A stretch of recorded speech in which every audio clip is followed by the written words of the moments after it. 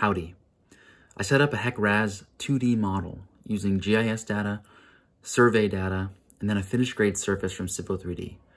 After importing it into HEC RAS, I ran a preliminary model and then I went through and added some culverts. This type of design can be really helpful when you have a row project with ditches and culverts to just see where your flow is going and check and see if your design makes sense. Thanks for checking out my video. Have a great day. Today I'm going to show you how to set up a HEC RAS file that's going to help you for rural road projects. Now there's several steps. The first one we want to do is grab some Lidar. I'm going to go to Washington Lidar portal. And once we get there, I'm going to zoom in to a project. It's a little bit difficult to see with all of the different data shown on here, so I'm going to hide everything. I'm going to go into the project, a project that I want to show you on. It's at 1/52 and 1/19. Now first I'm going to make a little box around this area, and this is the data sets that I can pull from. Now luckily recently there was a new data set that was installed, that was created for this area, so I'm going to download the digital terrain map from this area. Save it, see where it went. So downloading, extract this. So Clark County's data set is in the 1929-47 adjusted data set. This is a newer data set, which is in the 1988 data set. So I'm going to have to do a little bit of conversion. And then what I'm going to do is I'm going to bring this into a file and merge it with the existing surface and also with the proposed surface. So I'm going to basically overlay 3 surfaces on top of each other, and that is going to allow me to create a really good post-project surface or DTM that I can use in HEC RAS. Drop in my TIFF file, taking its sweet time. There we go. Now, you can't see it because it's behind the ortho file, but here it is. And you can see I probably have more area than I actually need. This is quite a large TIFF file, so I don't actually want that entire thing. What I'm going to do is, first thing I need to do is adjust this data set by lowering it 3.28 feet. To do that, I'm going to type in raster calculator. Here it is. I'm going to bring in this value. I'm going to subtract minus 3.28 feet. I'm going to save this, just throw it on my desktop, call this 1/52, 2019, call this GIS 2019, and I'll call this 29 data.tiff.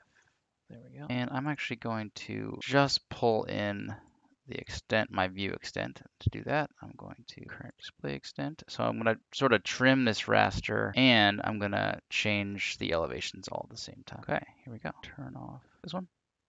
Here's my new one. You can see got clipped, and there's a good check. If I turn this on, explore, click right here. One of them's at 274, one's at 277. So here we go. It dropped to 3.28 feet, which is what we wanted to do. Turn this one off. Okay, next thing I'm going to do is another command. I'm going to turn this into contour data, which command called contour. I'm going to bring in my 29 adjusted data set. I'm going to make this a shapefile, also on my data set, 1/52. Contours shape, save, contour interval. I'm gonna do 1. You could probably get away with 2, but I'm gonna do 1. Max vertices per feature. I'm a little bit nervous about touching this, but this could be, I don't think I need to worry about that. Maybe a bigger data set, I might consider using that one. Okay, let's see. Oh, there's our contours. Okay, now got a lot of stuff on my desktop, a little bit dangerous. Open up a new data set. Little trick I can do, I'm gonna actually open up a project, open up the project, and then I'm going to create a new data set to work with my contour layer. Okay, so you want to create a new one. Okay, so got nothing in this file here. First I'm going to do is I am going to bring in an XREF, and I'm going to bring in the line work to start. That will get me oriented. ZE for zoom extents. Next I'm going to bring in my pipe network, which I don't have any yet. Bring in proposed storm. I'm going to bring in my surfaces. So the 2 that I really need existing, and I also need my top, which is my finished grade surface. So you might be thinking you already have a existing GIS merged. Well, the GIS data that was put in here is actually older GIS data. So if I did have that data set all set up, then I wouldn't even need to do this step. I'm showing you how to do this step. Okay, so next step, I want to make a surface with those contour data. So I'm going to go to Home, Surfaces, Create Surface from GIS Data. I'm going to call this 2019 GIS. I'm going to make this invisible. Next, Shapefile. It's on my desktop right here. Login. Click right here. I need to make sure that all looks good. Make sure I set contour to elevation and then finish. And there we go. Because you can't really see that layer, so I'm going to just show you just to make sure it's in here. Here we go. So here is my data set. So I'm going to hover a point right here and just show you. So you can see I have top, GIS, and existing. And existing and GIS are pretty close, but they're half a foot off. So I'm going to trust my survey data more than I'm going to trust the GIS data. The next thing I'm going to do is I'm going to merge those three surfaces together. So I'm going to make a new surface here called FG plus EG plus GIS. And I want to show this layer just for fun. Okay. So now I'm going to come in here and I'm going to, first, I'm going to paste the surface I want to be on the bottom. So the GIS on the bottom. Next, I'm going to paste the surface that's going to go on top of that existing surface. And that doesn't look that pretty, but kind of is what it is, I guess. And then I'm going to paste my finished grade surface on top of that. See, my ditches are all filled in now. Okay, the next step, okay, so this is kind of a good break here. So I basically have the surface that I want. I need to turn this into a digital elevation file or a TIFF or something I can bring into HEC RAS. So to do that, I'm now going to right click on this, export to DEM, and that looks correct. DEM file name. I'm also going to bring this on my desktop. My desktop is getting full of stuff. This looks good. GeoTIFF save. I always like to change this to 99999. Not sure why. And I'm going to hit export. This might take a little while. You know what? While I'm doing that, I'm going to start setting up my HEC RAS file. So HEC RAS 5.07 is the latest and greatest. You know, this is going to be replaced very soon, actually, by HEC RAS 5.1. I'm really curious when that is going to be happening. Not quite yet, but you know, I wouldn't be surprised if the next couple of weeks it's out. So first thing I'm going to do, I'm going to create a new HEC RAS file. I'm going to call this 152nd demo, and where should I save this? Not to my desktop. You know what? I'm going to save this under trainings, hydraulics training. I'm going to make a new folder, call this 52nd demo, and I'm going to hit OK because I didn't put in a file name here. Now I'm actually going to go to that folder. I'm going to make a few more folders. So I learned from a very wise HEC RAS person that it is very smart to have a set up your folder structure in such a way that you can find everything. So I just made this file here, but you know, I'm actually going to show you an example of what it should look like. RAS to north. Okay, so this is what I'm going to do. I want to basically get all these folders in here. So first one, aerial photos. This is sort of a thing of the past. I don't know. You really need aerial photos anymore, but you know what? I'm just going to keep the same folder structure as he had. Hydrology, land use. I don't have any, but I might someday start getting into that. I don't know what 5 is. Results. So 6, this is a folder I'm going to use a lot. The terrain. That's where I'm going to save my terrain file from my desktop. Shape files. Projection. You know what? While I'm at it, I'm going to grab the projection file and drop it right in here. So this projection file is basically a file that tells, it sort of like tells the data and the projection, you know, what sort of shape of the Earth are you assuming with this model, and where are you? Still working on this. Okay, so let's see what else we can do. Open up RAS Mapper is a good next step, and I can't bring in a terrain yet, but I can bring in my projection. And this is rect on projection, apply. Okay, so now it knows where I am, and it needs a terrain file.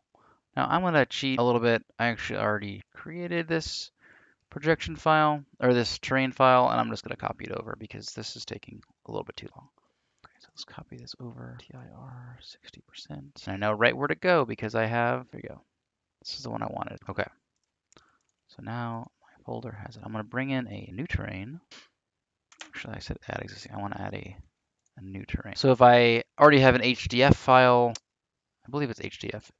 This setting is for if you have like a TIFF or DE. I'm gonna bring in terrain file, and I'm gonna save this as RAS. I'll just save it as the same name, and it's going to create a terrain file for me, which I believe is in this, yeah, you can see right here, HDF format, which is the format that RAS likes to work in. So if I already had an HDF file, I could use that. Okay, so we basically have enough to start setting up our file here. First thing I like to do is go into, I can double click on this, and I love turning on the update per screen. I think that just makes it really, really easy to see. I don't really know if I need those contours, but as I zoom in, and you can see there's this gray area here with no data, it's completely throwing off everything. But as I get past that, it's going to change everything to color. So as I zoom in, I can really kind of dial in what the grades are doing. Okay. So what was I trying to do with this data? Well, basically, I know that the outfall location is right over here, and I know that there is quite a large watershed coming in here. Water's going to be going along the ditch here. I can see a couple driveway culverts that need to get put in along here. And there's actually a couple roadway culverts that need to get put in here. So what I'm going to do right now is I'm first going to set up a very quick model. And to do that, I am going to just basically show you what to do to set up a quick 2D model. I'm going to add any geometry. I'm just going to call this geo. I'm going to add a 2D flow area. That's what I want to add. Perimeter, edit geometry. I'm going to basically just draw in a rather large 2D area that's just going to go around my entire project area. There we go. Call this BER for perimeter. Next thing I want to do, I'm actually going to make a refinement region because, oh, I'll show you how this works actually. Edit. Oops, click edit 2D area properties. And so this is how big the spacings of these cells are. I'm gonna make this smaller. I'm gonna generate computation points. So it generates all these different squares. Each square, there's only allowed to have one water surface elevation at that square. So, as water starts moving along here, so if it enters this tiny little square, it's also gonna be entering, it's also gonna be at that same water surface elevation at this square as well. And so that could or could not hurt you. If I had a big square that was all the way over this road, water would get into that square and then it would somehow magically make it to the other side of the road. So I want to have enough refinement that it doesn't do that, but I also, it takes more time to run a model that's bigger. One cool trick you can do, you can make the cell size a little bit coarser for the whole model, and you can make a refinement region is what I'm going to do here. I'm going to go in here, make a new refinement region, and this is going to be more around the actual project area that I kind of want to do. So I think I did 25 main project. I'm gonna make this 5. That seems pretty small, but you know what are you to do? And then I'm gonna enforce all region. That is not right. You can see everything became that. So let me go back to this. 25, generate computation. There we go. All right, so now we can see that might even be too small. Let's try 10. Again. That looks a little bit better. Okay, so now I basically have 2D flow arrows. Next thing I need to do is come in and create, well, there's a lot of stuff you could do here, but to make a course model, I'm going to set up boundary conditions. Boundary conditions are basically how you introduce flow or something exiting your site. So I'm going to introduce flow, create a new flow line right here. Actually, I'm going to cancel. I want it to be 2 points, so you kind of do boom. Call this, where's this, west flow. Next, could introduce some flow. You know what? I'm gonna Control Z that. I think it's preferable if you do it outside of your boundary. So we have an external boundary line, they call it. What I made before was an internal boundary line. West flow. I'm gonna introduce some here. Call that northwest flow. And I am going to make an internal, we'll do one more right here. We call this west northwest. Okay, next I'm going to make a new boundary line over here. I guess I should make it a little bit bigger, called exit. I think actually I probably need another one over here called exit north. Okay, that's actually quite a few boundary lines. I'm gonna save these, save this model, and boom. Next thing, still not done. Next thing I'm gonna do is I am going to go into geometry editor. So the geometry editor is basically like how you used to set up models, but the RAS mapper is sort of the new and expanded version. You still have to use geometry editor for some things, but it's really old and archaic. So I would not recommend using it. I'd use it for as little as you can, but there are more features in here, so you can do more in it. You can't Control Z, you can't undo in geometry editor. So take that for what it's worth. Next step, file, of a geometry data. So if you make a file, a geometry data file, this is going to look in your main project folder and see if there's anything. So we made one in the RAS mapper. When we saved it, it created a geometry file in that same folder. So I'm going to open that up right here. And you can see it has my boundary lines in here. You know what? I actually need to go back. I realized I didn't totally finish setting up what I wanted to do. So I'm going to go in here, layer, open attribute table. I want to make, oh, you know what? It automatically did it for me. External. Perfect. Sometimes you have to come in here and type in the right 2D areas, which remember we made one called BER for perimeter, and then external boundary type. I guess it just figured out what it was. I'm not used to that. You really shouldn't have both of those open at the same time, or at least I think RAS can get confused if you do. Okay, so that should be good. Save this. Next step is to create some flow. So we have all those boundary condition lines, right?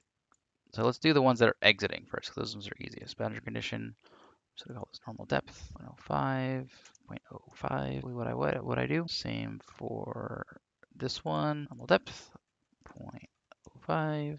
Oops.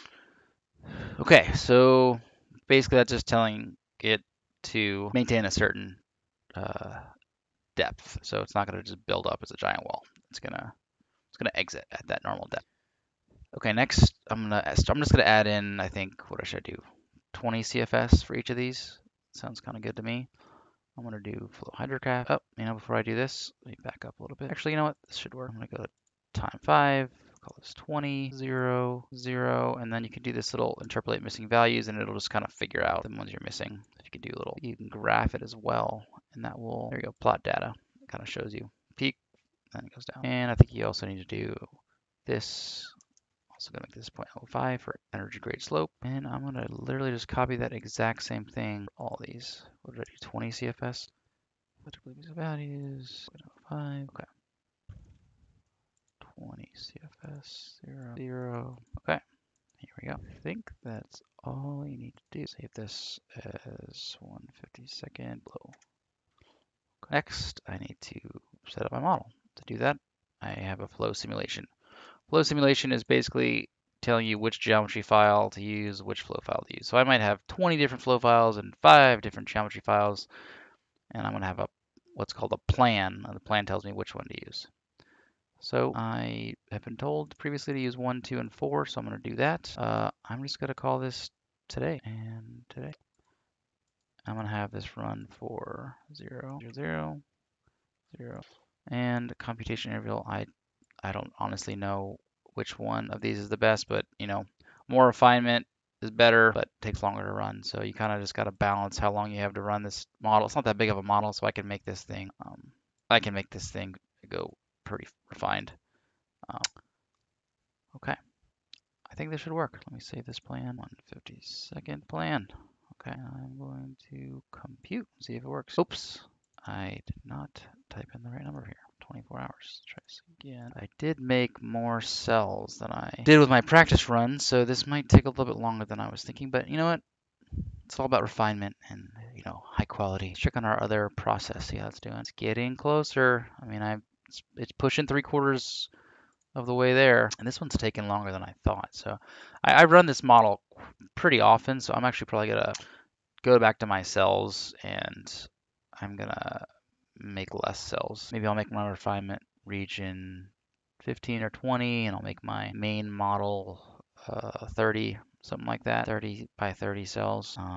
Because yeah, I mean, what are we at now? This is where I ain't got time for this. Well, what else can I do? Okay, well, here's something else I can do while I'm waiting for this. One other thing I need to do, and let me change my viewport here, is I need to bring in these culverts. So that's actually another step that I want to do. I also would like to bring in a few shape files as well. So I'll show you how to do that into my drawing. Actually, I'm going to start with a boundary shapefile.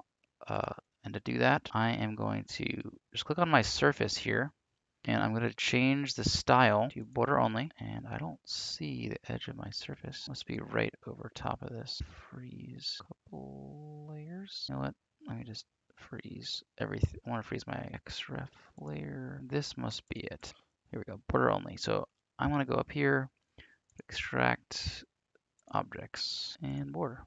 Okay, so now I have a polyline, a 3D polyline in the right spot. I probably go to, I could probably stand to weed this a little bit. It's got a few too many points on it. I don't know if I can weed yet. I can. It's not weeding as many as I thought I would. Maybe make this 5 degrees. There we go. Now we're talking. Okay, so it's pretty good. So I'm going to do something called map export, which is a command basically to turn stuff into GIS data onto my desktop, of course. I'm going to call this 1/52nd boundary. Click polygon. I actually need to select what I want. This one. And when you do polygons, you have to click this treat close polygons. Polylines as polygons. And I guess it didn't work. I think it's because it's a 3D polyline. I want to flatten this and see if that works. Still a 3D polyline. I can go to my modify, go to convert to 3D to 2D polyline. Okay, now I think I have my 3D polyline. I want to make this a different color just so I can see it better. And let's try that command again. Recent input, map export, 1/52nd bound. Try this again. One object selected, one filtered out. That is not what I was hoping for. You know what? I wonder if it's not closed. Is that possible? It's not closed. How did I know? One more time. 1/52nd boundary polygon. There we go. Okay. I don't know if you saw at the bottom. It said, I'll just show you one more time. It said, right now it says one object selected, one filter out, but when I change the polygon and I change this, so we want one object selected, 0 filtered out. That's what you kind of want. Okay. Oh, there we go. Finally finished. And this is still not done. Okay, well, we have enough to look at some data. So I can results, turn on my results, depth, and there we go, max. I can just kind of watch what happens. Here we go. Water's filling up. Fills up. It makes it over the top of my road. So let's slow down here. Pause. You can see, okay, water's coming in from here and here and here. So we want it starting to flow, and then it's trickling to here, and you can see right here it blows. Here's my road. You can, my model or my design is going to be very dependent on my road. But does water make it out of my model as I wanted it to? Playing with fire here over here without sorting my data very well. Starts disappearing. Ish.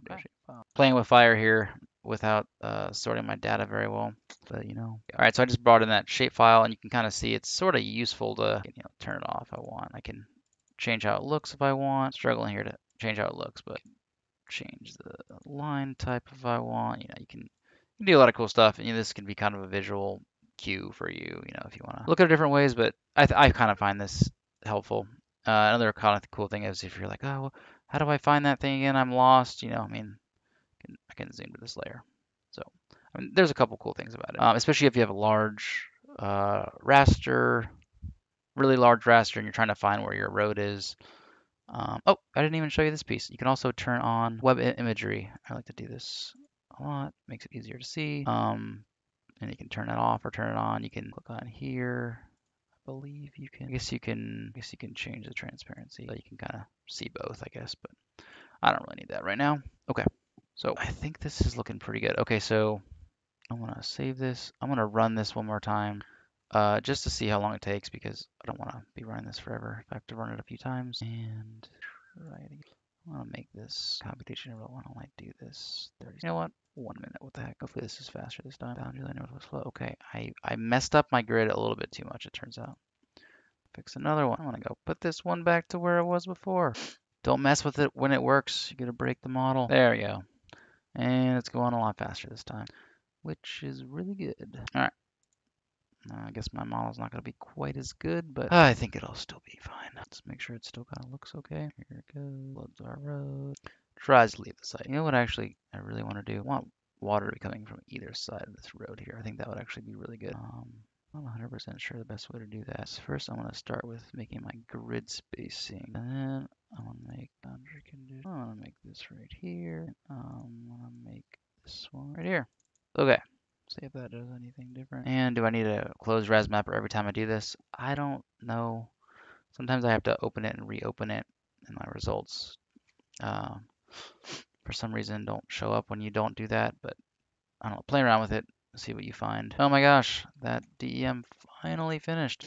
Cannot even believe it. This is perfect time to do my next step, which is adding in some culverts. All right, so I'm gonna have a few main culverts. One is from here. Actually, you know, I got a cool trick I can do. Sync pack 2 has something called pipes to poly. Add 2D polylines, layer 0. Okay, kind of cool. The thing is I don't need all of these. I just need some. So I'm gonna get rid of these. I'm gonna keep these. You can see it kind of shortens some. But yeah, I mean, it basically does some pretty cool stuff. Brings all the driveway culverts in just where you need them. All right, that is a lot of culverts. I'll start with a couple, and I'm not sure if I'm going to make it to every single one. But first thing I'm going to do is I'm going to just bring all these in as shapefiles. Map export. I want to make a new file. This one's going to be called Culverts. Culverts. And polygon, no, line. 8 objects, 0 filtered out. 8 exported. Okay, culverts. Here we go. Copy. Go over to, that's not what I wanted. It's the root folder. There we go. Okay, Shapefiles, Culverts. Okay, let's go back to our restaurant and see if our flow looked a little bit better than we did before. Depth. There we go. You can kind of see it's struggling a little bit over here. I should probably make this bigger. You know what? I'm going to do that. Keep fiddling with this thing, trying to make it better and better, but you know, can't help myself. Should never have changed it. It's working better before. Man, in reality, this boundary condition should really be over here. The road. Okay, you know, I probably should just be clicking force mesh recomputation instead of this other stuff, but you know what? Whatever. Okay, next step, I guess I'll just double check and make sure this works the way I want it to. Pretty quick. Try it again. Yeah, it's kind of struggling a little bit, you see. I think this water wants to go this way. I know there's a low spot in here, but all right, I'm not gonna worry too much about it right now. I was right to have this. Okay. Okay, I want to bring in those culverts, finally. And I can't see them too well, so let's change the color. How about this color? 7. Okay, now we can see these culverts pretty well. Right.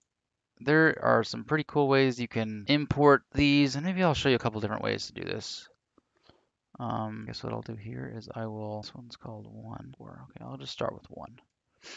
So, open attribute table. Actually, go back to CAD, do map export. I'm going to do another one of these. I'm going to call this Culvert 1. North, north, north. How about just super north? Pick a line. Okay. So my super north culvert, I just saved. I'm going to bring in my super north culvert. And actually what I'm going to do is I'm going to go to the regular geometry editor. So this is what I was saying. There's more tools in the regular geometry editor. First thing I'm going to do is I'm going to come in and I want to get to this lateral area 2D flow area connection centerline table, but I can't actually get there yet. So what I'm going to do is I'm going to just get kind of make one over here. And to do that, how did he do that again? 2D. All right, I need to cheat a little bit. Look at this. Okay, here we go. As he said, I'm going to enter 2D area connection. Call this here north. Oh, super north, right? Super north. Weir. You're like, what? What weir are you talking about? Actually, I think that weir should be right here. I'll copy these coordinates to the clipboard. These ones right here. And then I actually am going to go to my connection table. So this is the one I wanted to get to. I'm going to copy over here. I basically just moved that one I made right here. And then I'm going to import. I'm going to go to import barrel centerline and Culvert 1 super. New barrel name was added. So you kind of have to have this, it has to go through this line, basically.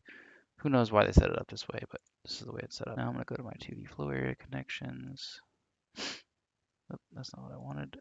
I wanted 2D, this area connection. So you have to have a weir in here, unfortunately. And so I'm going to create a weir. It's going to be like barely over my road, so it's not going to do anything, and it's only going to be in this section, but technically you need something. So 052.26, I'm getting this number from right here. Elevation, I'm going to look at this, it's 280. I'm just call it 2, I think it has to be over the road, 280.1 and 280. Okay. So we got a weir going right over my road, you can see. Next, I'm going to go my culvert, and you can see that culvert that I put in is already in here. So I'm going to go 36.9, 36.9. I'm going to give this a 2-foot diameter, and you can see it's drawn right in there. It doesn't show up until I finish this step, but it will finish up. I'm just going to hit OK, and I guess I didn't quite finish 0.05. 0.5. Entrance loss, this actually should be 0.5. This should be 0.015 for Manning's end value. And then I need to get the elevations of this. So what I'm going to do to get that, so I'm going to draw, see it's right in there, hold control, and go like this, cut profile. It's going to show me a couple elevations. So I'm going to grab 276.50, 276.20. Go back to my Culvert page, 276.50, 276.20. Okay, my Culvert on the map. Here we go. You can see it got drawn in right there. Okay, let's save this bad boy. I'm going to add one more culvert in, just a couple bigger ones, just so you can really see that I do something. There's a couple big boys right here, and one there. And, you know, I don't actually need to import it from AutoCAD. I can just start right here. Here's my weir. Start with the weir. Copy coordinates. Go to connection. I'm going to add a new one. I'm going to call this south to north ditch. Got to highlight both.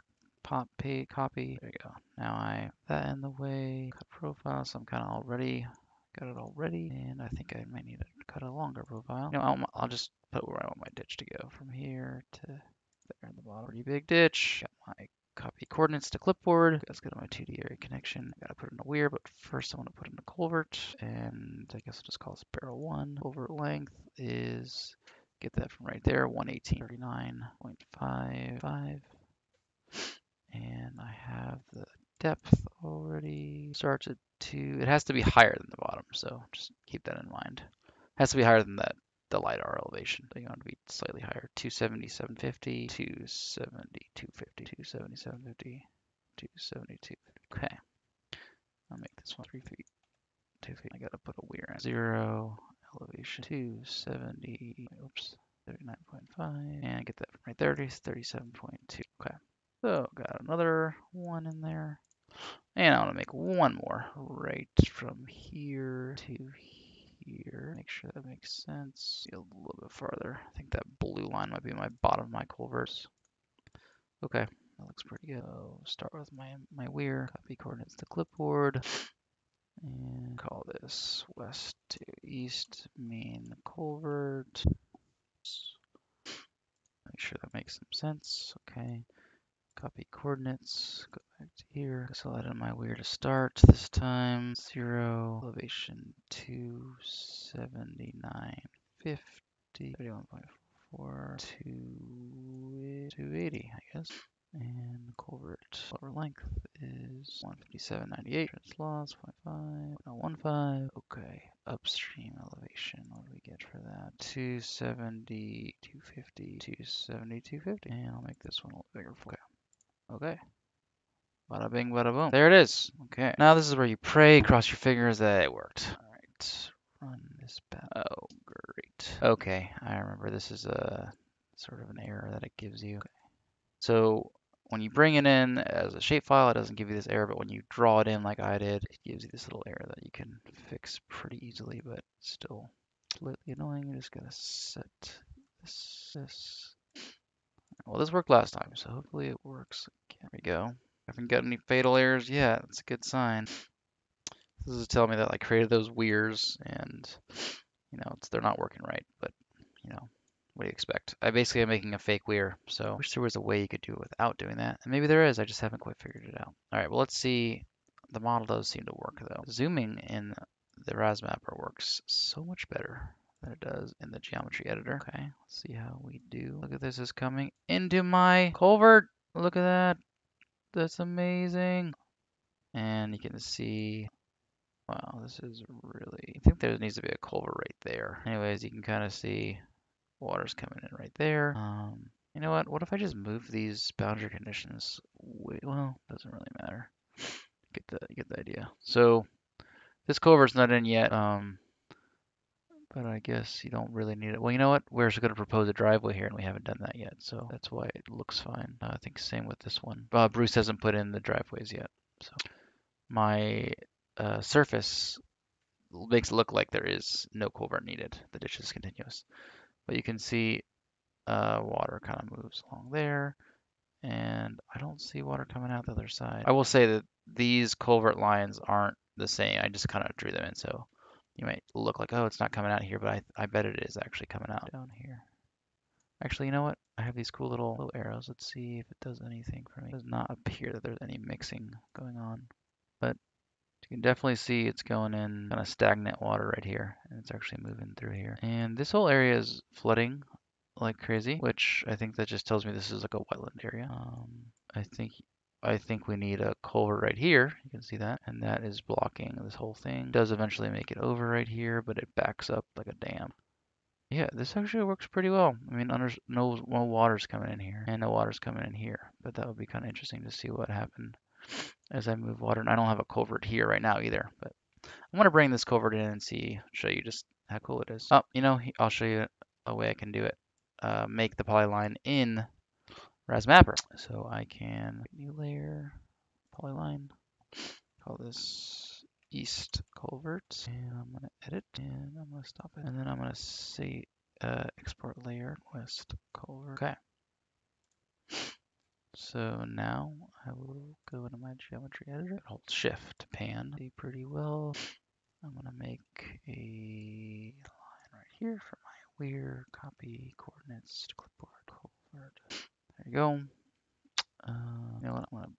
This is where it gets cool. So I'm going to bring in culvert center lines, and if it goes through that thing, which it will, then right there, add it with the center line. So if this wasn't there, then it would give you an error.